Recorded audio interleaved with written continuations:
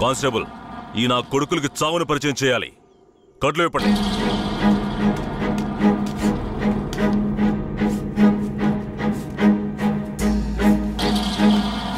ఏంట్రా దొంగ నాయాళ్ళారా, పోలీసులు ఊర్లోకి రాకూడదా? వస్తే బొగ్గు మూటలో వేసి తగలబెట్టేస్తారా? అంత ధైర్యమారా మీకు?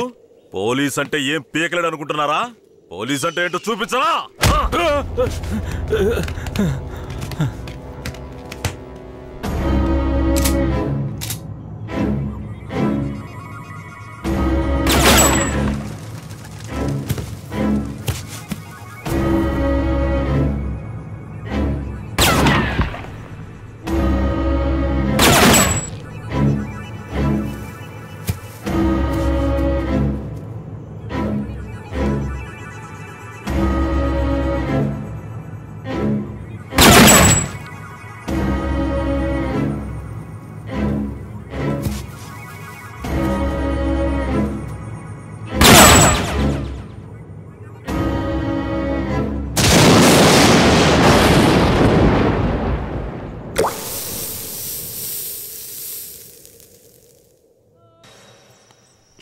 ఏంటా ఇది?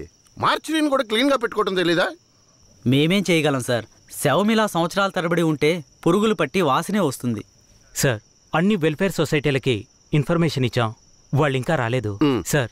అనాథ శవాల్ని దహనం చేయడానికి ఎన్ని ఫార్మాలిటీస్ ఉన్నాయో మీకే తెలుసు కదా. గవర్నమెంట్ వాళ్ళకి తెలియజేసి పర్మిషన్ తీసుకునేలోగా తల ప్రాణం తోకొస్తుంది సార్. ఇప్పుడు ఏం చేద్దాం అంటావు? హాస్పిటల్స్ లేక అనాథ శవాలు చేరకుండా చూసుకోవాలి సార్. సార్, 3వ నెంబర్ వార్డులో ఉన్న అనాథ పేషెంట్ సీరియస్గా ఉన్నాడు సార్.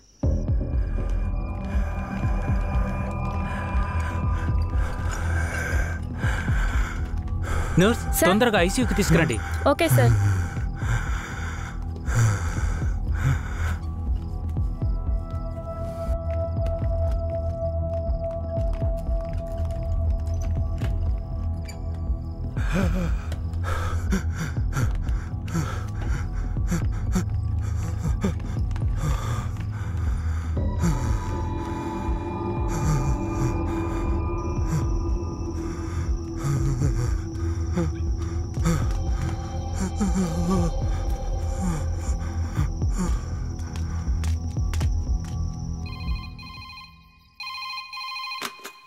హలో సార్, పాత చర్చి పక్కన ఒక శవం ఉంది, వచ్చి చూడండి సార్. మీరెవరు? ఈ హాస్పిటల్లో ఉన్న వాళ్ళకి ఇదే పని అయిపోయింది. సీరియస్గా ఉన్న పేషెంట్ని తీసుకొచ్చి బయటపడేసి ఫోన్ చేయటం, మనం దాన్ని అనాథ శవం అని కేసు రిజిస్టర్ చేసి మళ్ళీ హాస్పిటల్కి తీసుకెళ్లి పడేయటం. ఏం బతుకయ్యామంది? అయ్యా ఇలాగే ఉన్నారు, ఏం చెప్పమంటారు? ఏమయ్యా హెడ్? అయ్యా ఆ చర్చి పక్కన 174 కేసు ఒకటి వచ్చింది, ఎందు వెళ్ళి చూసిరా.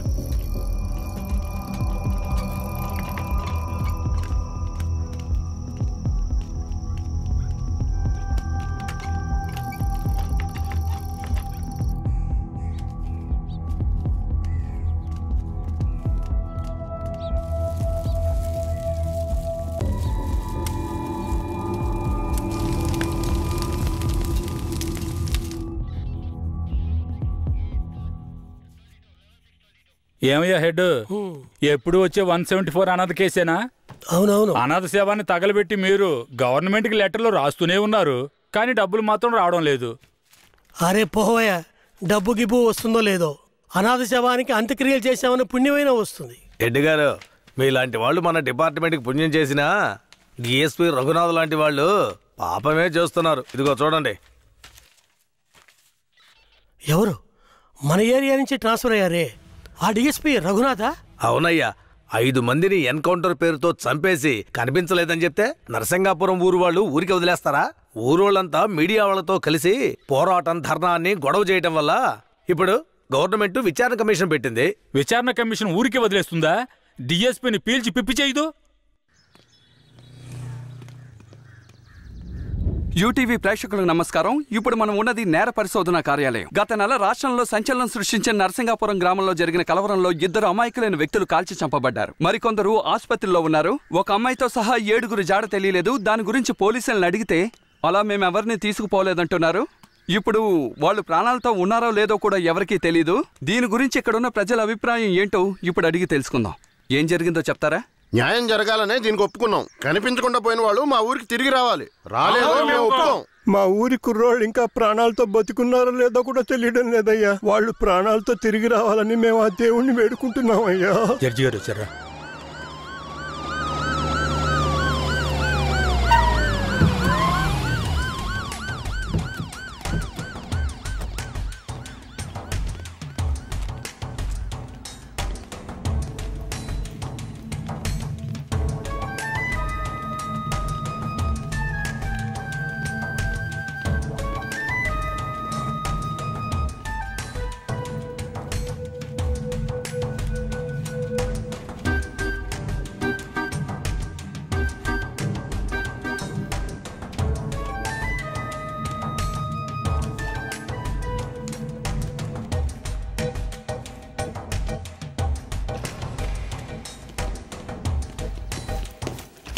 సార్, రఘునాథ్ మీరేనా? Yes sir. మీరు సర్వీస్లో వచ్చారు ఎన్నేళ్ళైంది? Sir, I join service in. ఏ తెలుగు రాదా? మీరు చేసిన నిర్వాకాన్ని మెచ్చుకుని పత్రికలో ఫోటోలు వచ్చే చూడండి.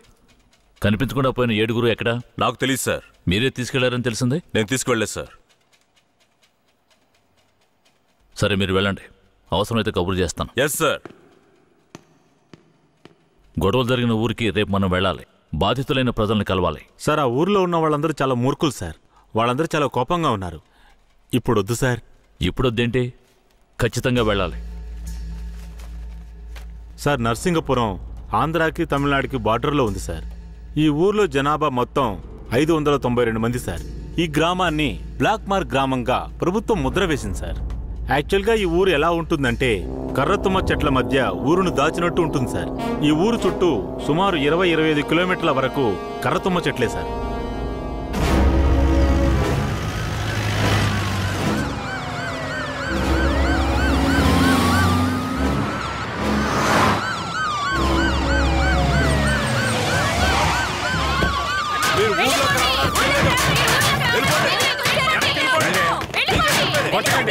కొట్టకండి, దయచేసి వినండి, ప్రశాంతంగా ఉండండి. మీకోసమే మన జడ్జి గారు వచ్చారు. దారి వదలండి, లోపలికి వెళ్ళండి. అయ్యా, ఈ దుర్మార్గులైన పోలీసుల్ని ఊళ్ళోకి రానివ్వకండి అయ్యా. నా కొడుకుని మనవల్ని లాక్కుని పోయారు. ఇంతవరకు ప్యానల్తో ఉన్నారా లేదో తెలీదయ్యా. మీరే న్యాయం చేయండి అయ్యా. మీరు భయపడక్కర్లేదు. అందరూ కాస్త ప్రశాంతంగా ఉండండి. మీకు ఎలాంటి భయం అక్కర్లేదు. సాధ్యమైనంత త్వరగా విచారణ జరిపి వాళ్ళ ఆచూకీ కనిపెడతాను. నాన్నెక్కడని అడిగి నా బిడ్డకి ఏమని సమాధానం చెప్పమంటారయ్యా? మీరు మా మేలు కోరేవారైతే మా అందరికి ఒక పరిష్కారం చూపించి మీరు లోపలికి వెళ్ళాలయ్యా. లేదంటే అమ్మా, కాస్త ఓపిక పట్టమ్మా. ఊర్లోకి రాకూడదు, అంతే కదా? అవునా?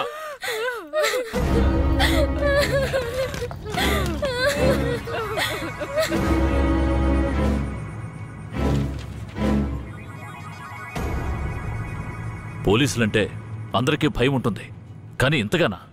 ఊరంతా భగభగ మండుతోంది. అంత దారుణం ఏం చేశారు? ఎంతమందిని చంపారు? అది కాదయ్యా, గొడవ జరిగినప్పుడు ఆ ఊరు వాళ్లే పోలీసుల మీద నాటు తుపాకీలతో కాల్చారు. తర్వాత వాళ్ళని భయపడడానికి పోలీసులు మోకాళ్ళ కింద కాల్చినప్పుడు గురి తప్పి 2-3 చచ్చిపోయారయ్యా. కనిపించకుండా పోయిన 7 ఏమయ్యారు? వాళ్ళు కర్రతుమ్మ చెట్ల పక్కనో లేక తమిళనాడు బార్డర్లోనో దాక్కుని ఉంటారు. దాక్కుని ఉంటారా?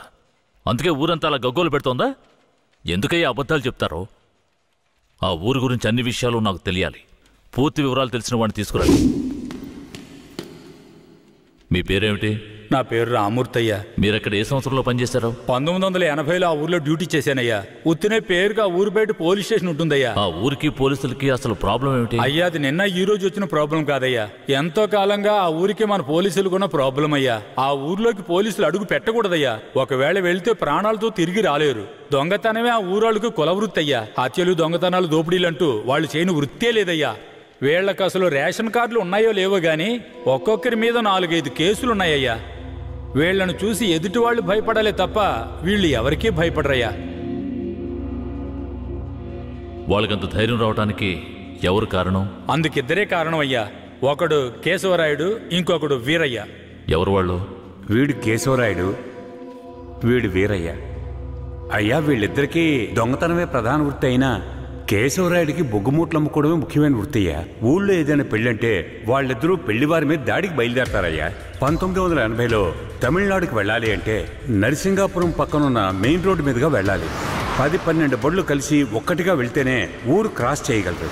అలా కాకుండా ఎవరైనా సెపరేట్గా వెళ్తే అంతే.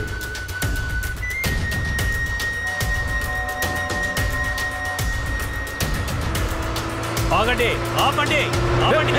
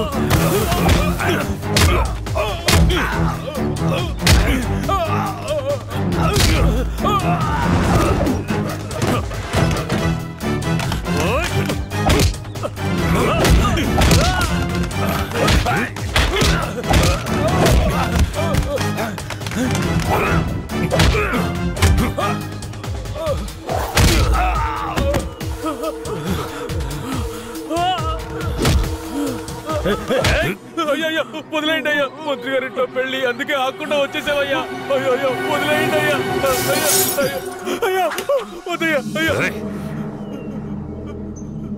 రే, మేము ఆకలి కోసం దొంగలిస్తున్నాం, నీ మంత్రిలాగా ఆడంబరంగా బతకడానికి కాదు.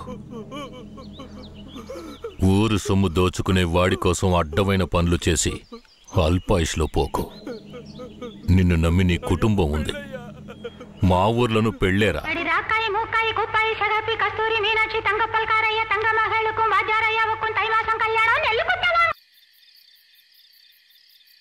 ఏందయ్యా ఇది? ఈ రోజు రేపు చచ్చిపోయి ముసలాళ్ళని తీసుకొచ్చి ఇక్కడ పడేశారు. కుర్రాళ్ళందరూ అక్కడయా? అయ్యా, రాత్రి స్టేషన్లో పడుకునే చట్టం 1966లోనే పోయింది. ఏదో మనం చెప్తున్నామని భయపడి పడుకుంటున్నారు. రేయ్, వచ్చి పడుకోమంటే పడుకోవాలయ్యా. ఎక్కడ వాళ్ళు? అయ్యా, ఎప్పుడు ముందుగానే వచ్చి పడుకునేవారు. ఊర్లో వరదయ్యకు పెళ్లి, వయసు కుర్రాళ్ళందరూ సారాయి తాగి జాలీగా ఉన్నారు. మీకు కావాలంటే చెప్పండి అయ్యా, తెప్పిస్తాను. ఈ మాట చెప్పడానికి సిగ్గా లేదు? పోలీసు డ్రెస్ వేసుకుని మీరు భయపడి చేస్తున్నారేమిటి వాళ్ళని చూసి? అయ్యా, ఈ స్టేషన్ కు మీరే ట్రాన్స్ఫర్ మీద వచ్చారు, అది పనిష్మెంట్ లో. ఆ ఊళ్ళోకి పోలీసులు పోవడం కుదరదు, వట్టి మోసగాళ్ళు. మోసగాళ్ళకే మోసగాడినయ్యా నేను. బండి దేవయ్యా.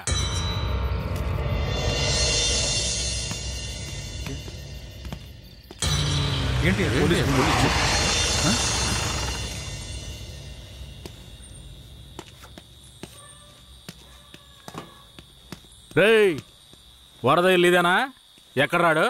అయ్యా, వరదయ్యకు మొదటి రాత్రి అయ్యా, దయచేసి వదిలేయండి అయ్యా.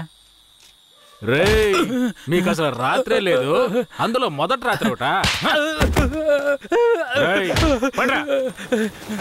తోలు తీస్తాను, రావయా. ఎవరండి?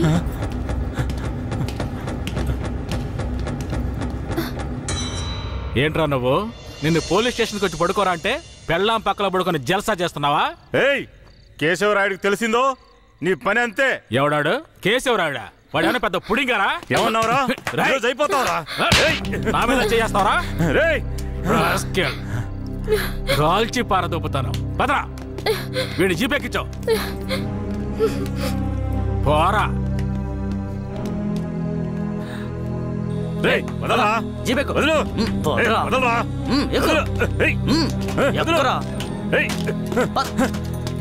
వదలరా, చేతులు పెట్టరా.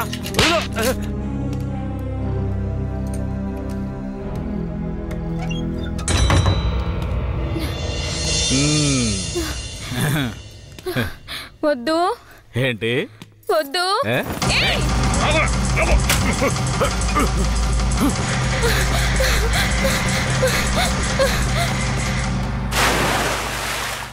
అయ్యయ్యో వరదయ్య పిల్లం బాయిలో పడిపోయింది. అయ్యయ్యో వరదయ్య పిల్లం బాయిలో పడిపోయింది. అందరు రండి, వరదయ్య పిల్లం బాయిలో పడిపోయిందయ్యా. త్వరగా